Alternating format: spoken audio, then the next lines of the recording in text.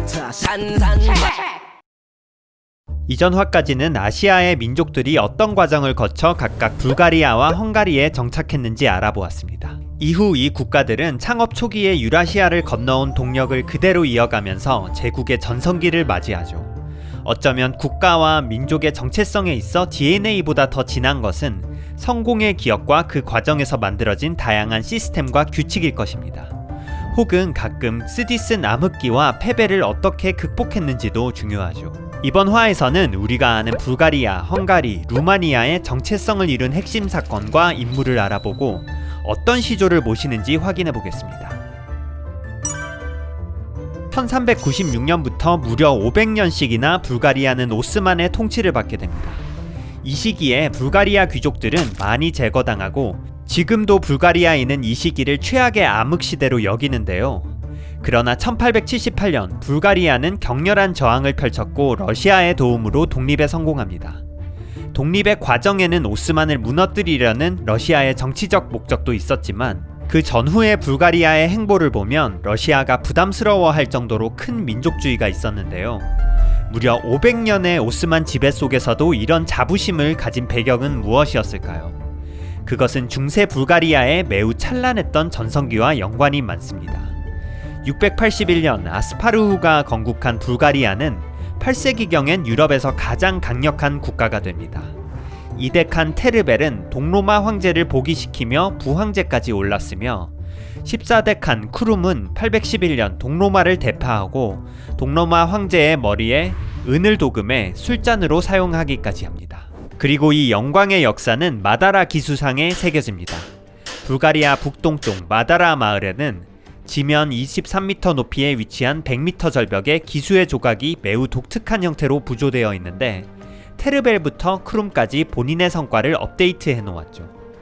2000년 불가리아 래프화에서도 총 6종의 동전에 이 마다라 기수상이 새겨지면서 국가의 시조와 자부심으로 기념되는데요.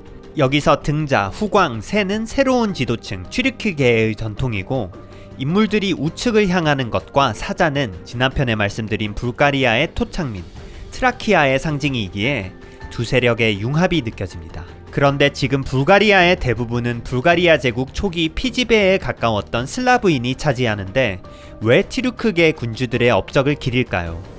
바로 크룸의 4대 손인 보리스 1세가 기독교 도입을 통해 탱그리즘을 믿는 튀르크 기득권을 견제하면서 인구의 다수인 슬라브인을 포섭해 국민을 통합했기 때문입니다.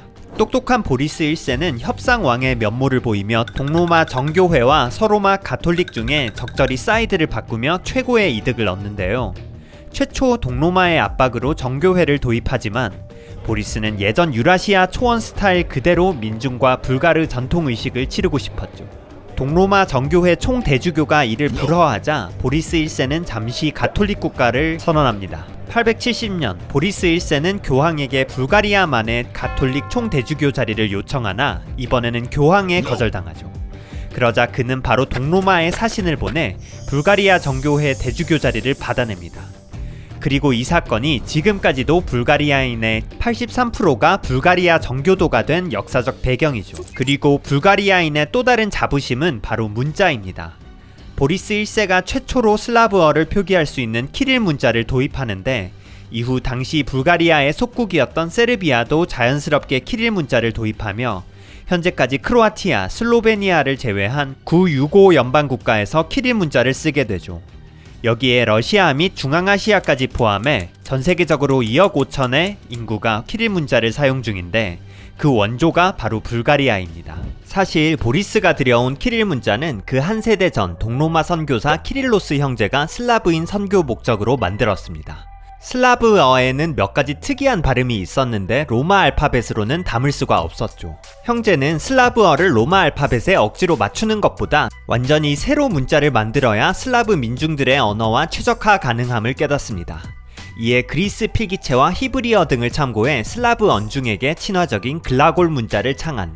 민중에 대한 애정은 사용자 편의와 접근성에 대한 고민으로 이어지고 이로써 고생 끝에 만들어진 두 사람의 위대한 발명은 수천 년의 사유를 담는 불멸의 언어 플랫폼이 됩니다. 우리에게 세종대왕이 매우 특별한 이유는 한글 창제의 지분이 클 것입니다. 문자는 언중에게 무한한 잠재력을 펼칠 수 있는 도구일 뿐만 아니라 1000년 이상까지 언중을 하나로 묶게 하는 민족 정체성 그 자체이기 때문이죠. 키릴로스의 문자 또한 단순 불가리아를 넘어서 변방이었던 슬라브인을 하나로 묶으며 고유한 문화를 지속 가능하게 발전시킨 원천이 되었을 것입니다. 그리고 이것은 수백 년의 피지배 기간에도 불가리아와 슬라브의 정체성을 유지시켜 향후 독립을 할 수 있는 원동력이 될 수 있었을 것입니다. 키릴로스가 생전에 불가리아를 밟은 적도 없지만 한때 불가리아 최고권 지폐 오만 레프에 그려지며 많은 사랑을 받게 되는 건 어쩌면 당연한 일이죠. 게다가 5월 24일은 키릴 형제와 슬라브 문자의 날로서 한글날처럼 불가리아의 국가 공휴일로 지정됩니다. 또한 본인의 왕권 강화 의도를 떠나서 폐기될 뻔한 문자를 부활시키고 불가리아만의 정교회를 구축한 보리스 1세 또한 건국만큼이나 위대한 공로를 인정받습니다. 불가리아인이 선정한 위대한 인물에 보리스 1세와 키릴로스는 나란히 6위, 7위에 선정된 바도 있죠. 한편 그의 아들 시메온은 현재 세르비아를 점령하고 발칸반도 거의 대부분을 차지합니다. 동로마는 아직 헝가리 정착 전이던 마자르와 동맹을 맺어 시메온의 기세를 꺾으려 하지만 시메온은 오히려 마자르인의 북쪽에 있던 튀르크계 페체네그인과 마자르인을 함께 협공하죠. 참고로 마자르인은 이 공세를 피하면서 수천 년 조국이 될 헝가리 땅에 진입하게 됩니다. 마자르 제어에 성공한 시메온은 이후 동로마를 집요하게 공격하여 스트란자 산맥 사이에 영토를 넘겨받고 진시황이 중국인 최초로 황제에 오르듯이 시메온은 슬라브인 최초로 차르에 오릅니다. 세르비아의 스테판 두산과 러시아 등 슬라브계 군주가 칭한 차르의 원조가 바로 시메온 대제이죠. 참고로 차르는 카이사르에서 유래한 슬라브 단어인데 게르만 어권에서도 황제를 카이사르에서 따서 카이저라고 하죠. 이처럼 불가리아는 러시아 이전 발칸 슬라브의 맹주가 되었으며 시메온은 불가리아 위대한 인물 3위에도 선정됩니다. 시메온 사망 100년 후 불가리아는 일명 불가르 학살자로 불리던 바실리오스 2세에 털려 150년간 동로마의 지배를 받다가 1185년 불가리아 이제국을 건국합니다. 이때도 수도인 터르노보가 제2의 콘스탄티노플로 불릴 정도로 번성하고 현대 루마니아의 왈라키아 지역을 포함할 정도로 영토도 컸었죠. 하지만 무려 500년 오스만 강점기 속에서도 불가리아인에게 고유한 정체성을 갖게 하는 뿌리는 1000년 전 일제국 시절 보리스와 시메온이 아닐까 싶습니다. 보리스가 도입한 불가리아 정교와 키릴 문자는 러시아를 포함한 슬라브 문화의 원조 자부심을 제공했으며 시메온은 영토적인 민족적 자부심을 제공하며 불가리아 민족 영토의 범위를 설정하게 됩니다. 그렇기에 오랜 오스만 치세를 벗어난 1912년 발칸 전쟁 때 불가리아가 시메온 시절의 영토를 주장하면서 주변국과 영토 분쟁이 일어나게 된 계기도 됩니다. 헝가리가 고유한 정체성을 가진 것은 그렇게 놀랄 일이 아닙니다. 유럽에서는 희귀한 우랄 계통 출신의 언어는 우랄어족 중에서도 유럽에서는 유일한 우그르어파이죠. 헝가리인이 왜 고유한 정체성을 가졌는지보다 유럽의 소수민족임에도 어떻게 국가를 지금까지 유지했는지가 궁금한 대목인데요. 먼저 헝가리인은 일명 마자르 기병이라 불리는 최고의 경기병 기마궁수를 보유했습니다. 우리나라 국군과 비슷한 곡선형 리플렉스 보호를 활용하여 말이 최대 속력으로 달릴 때도 정확하게 조준이 가능했죠. 중기병과 보병이 많았던 당대 유럽 군대와 달리 헝가리인은 신속하고 숙련된 경기병을 통해 치고 빠지거나 거짓 퇴각 유인을 즐겨 사용합니다. 게다가 페체네그에 쫓겨 마자르인이 정착한 푸스타 초원은 만주 비슷하게 말을 대규모로 번식할 수 있는 목초지로 최고였죠. 개국 초기 프랑크 왕국과 서로마를 45차례나 공격하여 성공률이 무려 80%가 넘었다고 합니다. 그러나 위협을 느낀 게르만이 뭉치게 되면서 955년 레히필트 전투에 격파당하고 내부적으로는 아르파드 가문의 반기를 드는 파트너들이 나타나게 되죠. 이때 아르파드의 5대손인 이슈트반 1세가 등장합니다.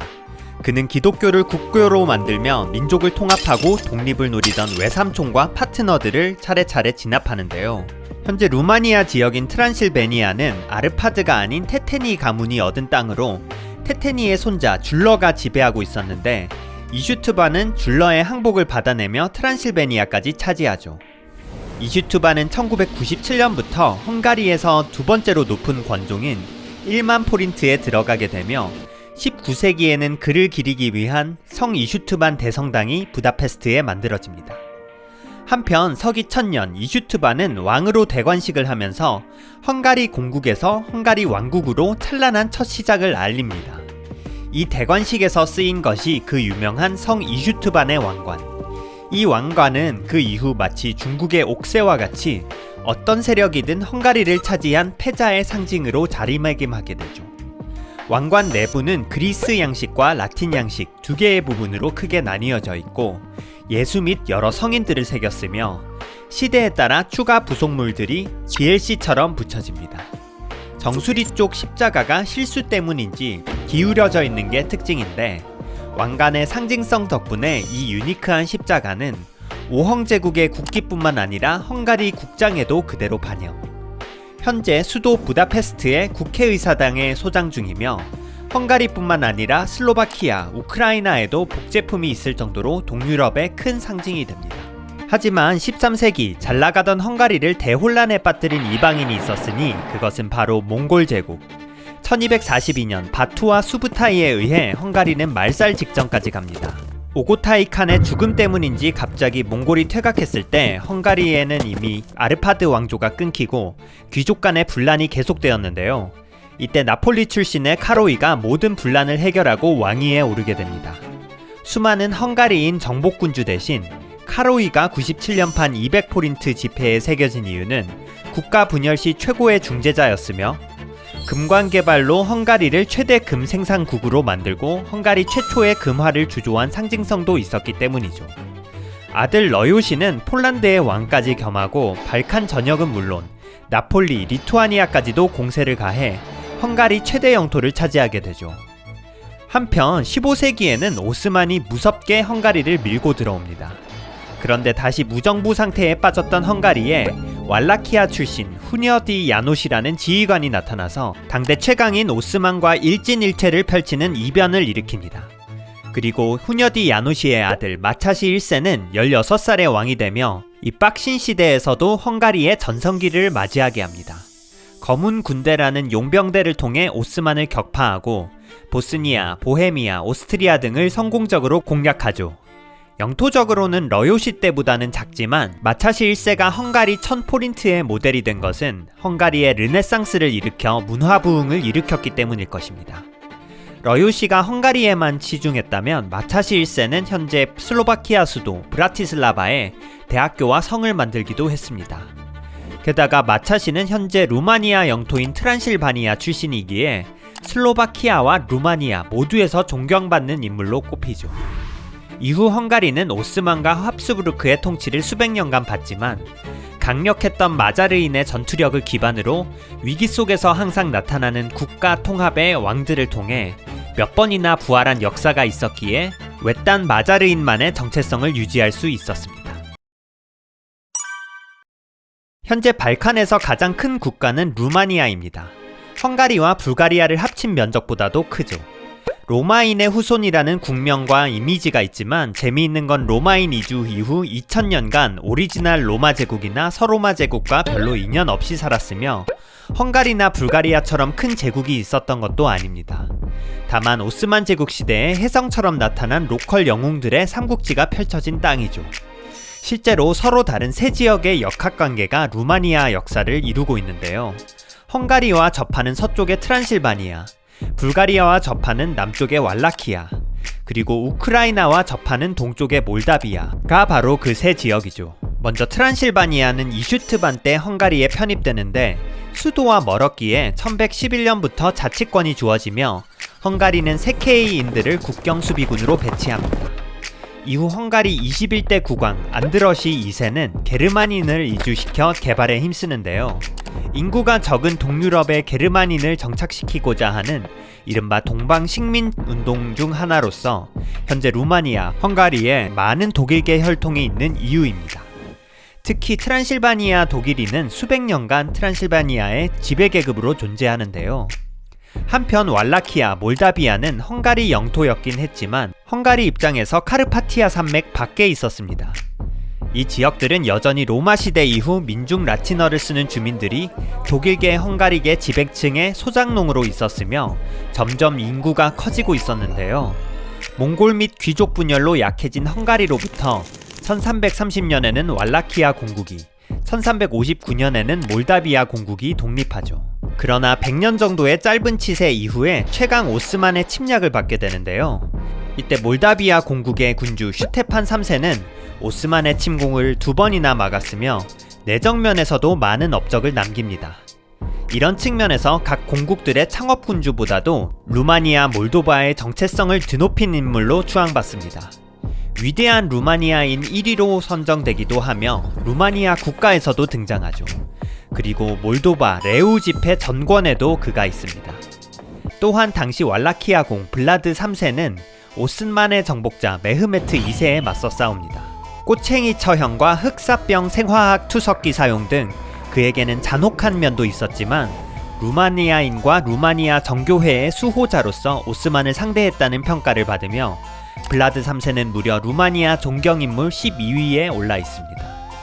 그리고 블라드의 별칭이 바로 용의 아들이란 뜻의 드라큘레아.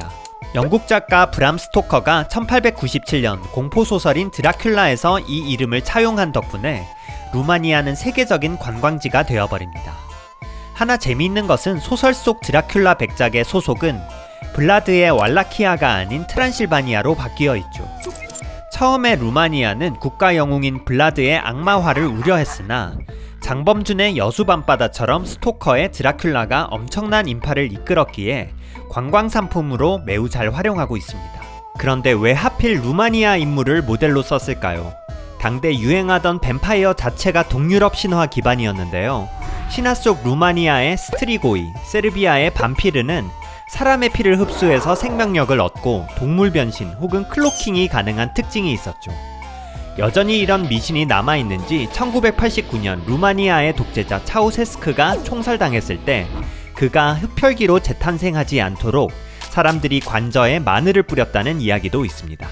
헝가리의 후녀디 야노시, 몰다비아의 슈테판 3세, 왈라키아의 드라큘레아 블라드 3세, 이 3명의 영웅은 비슷한 시기에 활동하며 서로 연합하면서 오스만 침략 위기를 극복합니다. 오스만과 가까워 힘을 못 쓰던 불가리아와 달리 루마니아는 이후 오스만 전성기에도 상당히 적극적인 분리운동을 펼치는데 특히 오스만이 임명한 왈라키아의 보이보드 미하이 2세는 오스만의 반기를 들고 여러 전투에서 대승을 거두면서 트란실바니아와 몰다비아까지 차지, 1600년경 역사상 최초로 루마니아 전체를 통합한 인물이 됩니다. 그러나 세력이 너무 커질 것을 염려한 합스부르크와 몰다비아를 뺏긴 폴란드가 윙드 후사르를 이끌고 공격하여 미하이 2세의 통일 루마니아는 1년을 지속하지 못하죠. 당시 사람들은 너무 무리하게 지역을 통합하다 1년 만에 망한 부정적인 인물로 평가했지만 근대에 들어서는 최강 오스만에 맞서 최초로 루마니아의 새 지역을 통합한 루마니아의 역사적 근거가 되는 인물로 존경하는 인물 4위에 뽑히기도 합니다.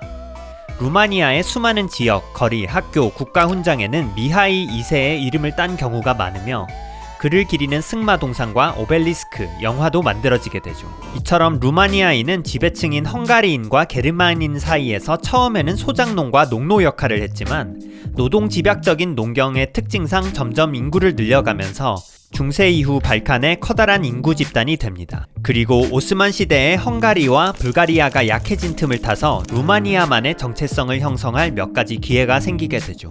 이처럼 영원한 지배층은 없고 피지배 세력은 서서히 인구 베이스를 늘리면서 지배 세력보다 강력해지는 케이스가 역사에서는 비일비재하게 나타납니다. 어떻게 보면 언더독이 몇 년 후에는 역전을 할 수 있는 것이 역사의 매력적인 밸런스 패치인 듯합니다. 각 나라의 현대 국가의 모체는 오스만과 오스트리아로부터의 독립 과정에서 일어납니다. 불가리아는 1396년부터 무려 500년간 오스만의 지배를 받게 되었으며 잘 버티던 헝가리도 1526년 모하치 전투에서 오스만에 대패하며 세 개로 분열됩니다. 서부의 합스부르크 통치 로열 헝가리, 부다를 포함한 중심부의 오스만 헝가리, 그리고 오스만 자치의 트란실바니아가 떨어져 나가는데요. 사부와 공자 외젠이 활약한 대튀르크 전쟁 이후 1699년 오스트리아가 헝가리 땅 전체를 차지하게 됩니다. 그렇기에 18세기부터 헝가리는 합스부르크 대항, 불가리아 루마니아는 오스만 대항으로 적극적인 독립운동을 진행하게 되죠.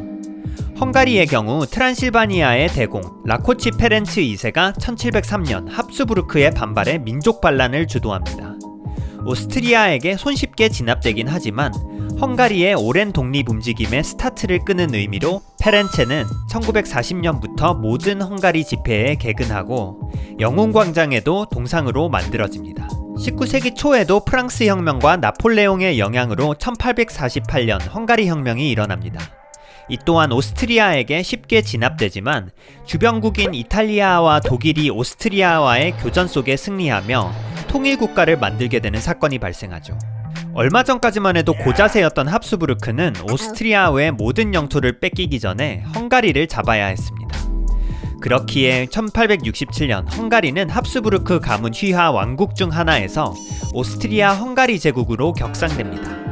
이른바 대타협이라고 불리는 이 사건으로 헝가리는 자치권을 가지며 번영했으며 현대에도 이 시기를 황금의 시대로 회상하고 있죠. 이 당시 대타협을 성공적으로 이끌어내고 헝가리 헌법, 문화, 언어 정착에 기여했던 프란츠 대학은 헝가리 최고 권족인 2만 포린트에 새겨집니다. 그러나 이런 민족주의는 자민족 외의 소수민족의 배타적인 양면성이 있었죠.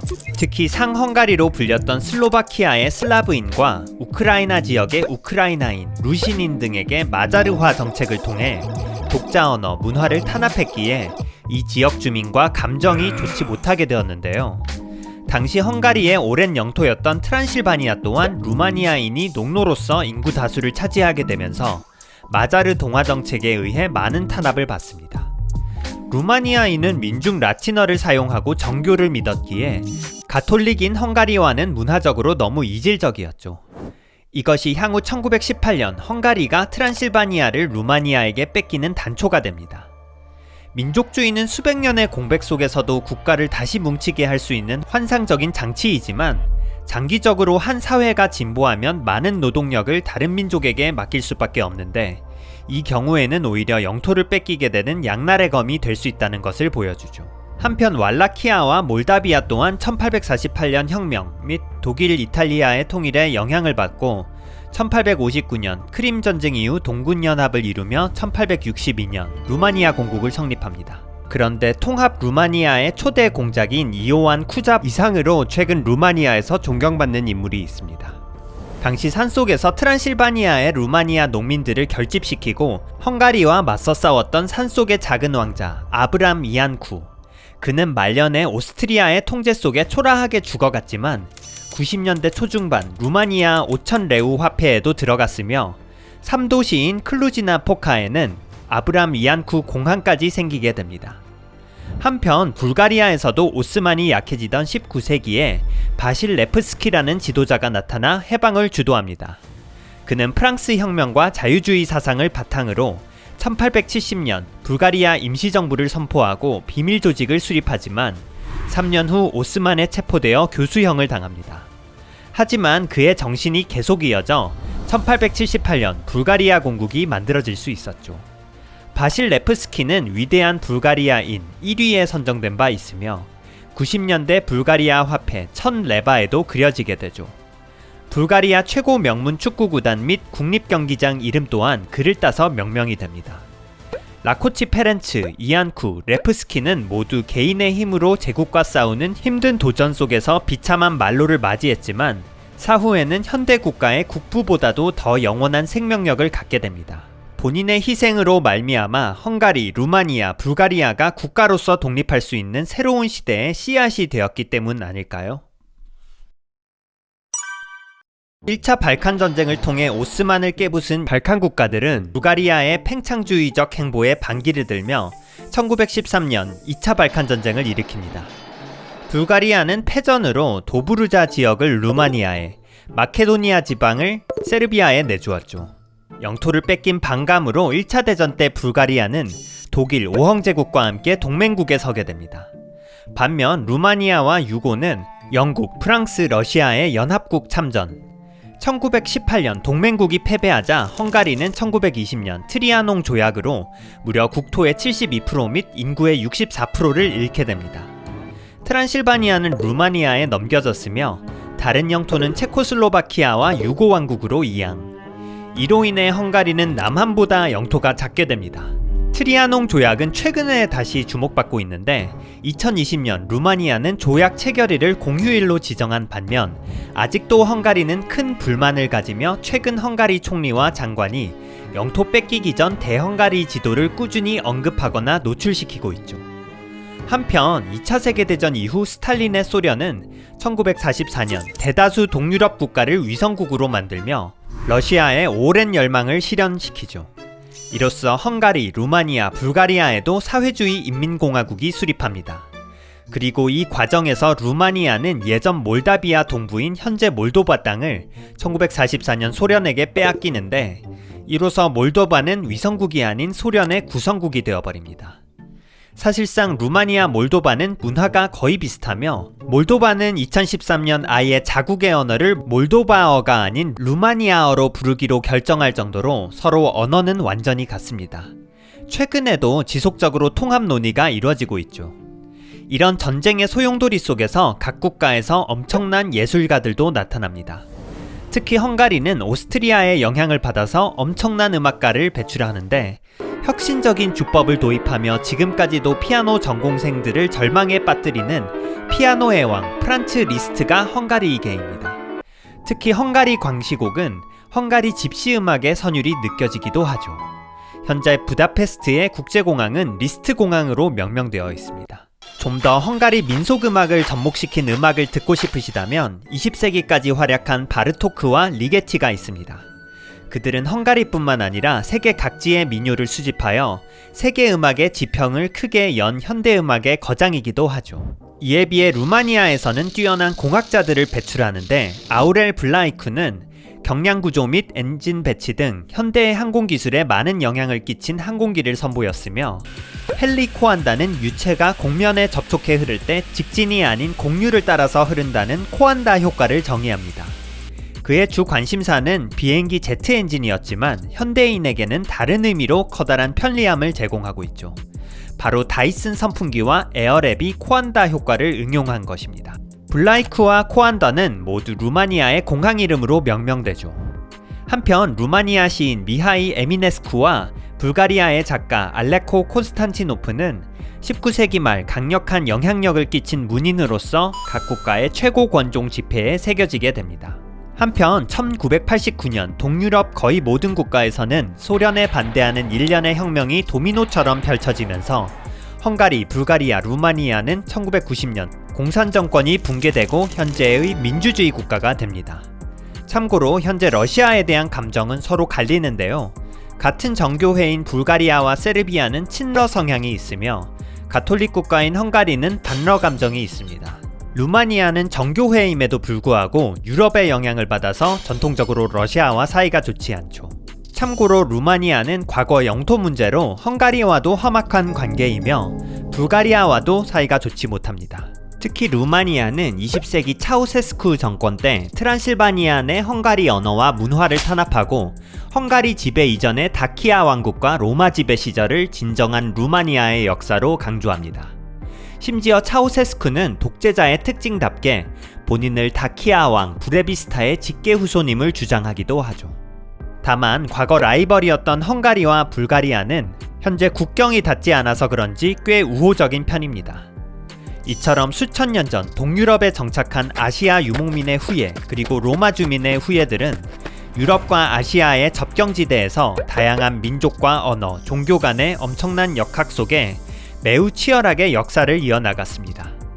중간에 유럽 최강의 제국을 만든 위대한 영웅들도 나타났지만 강대국과 맞닥뜨리며 좌절과 실패 속에서도 불굴의 의지를 보여주었던 영웅과 민중들이 현재의 불가리아, 헝가리, 루마니아, 몰도바를 살아있게 만든 힘이 되었을 것입니다. 그리고 이 중에 역사적으로는 가장 짧았던 루마니아가 가장 큰 영토와 인구를 갖게 되는 것을 보면서 어쩌면 강력한 문명과 역사보다도 인구 혹은 언어의 화자를 늘리는 것이 애매한 상황의 영토 분쟁에서 좀 더 힘이 실릴 수 있는 근거가 됨을 실감합니다. 세 나라 모두 공산주의 붕괴 후 혼란을 겪지만 선조들이 선사한 엄청나게 비옥한 농토와 제조업 및 IT를 바탕으로 90년대 후반 이후 경제를 회복하며 현재 인당 GDP 기준 세계 50위에서 60위권에 위치 중입니다. 영상이 유익하셨다면 좋아요 한번 부탁드립니다. 시청해주셔서 감사합니다.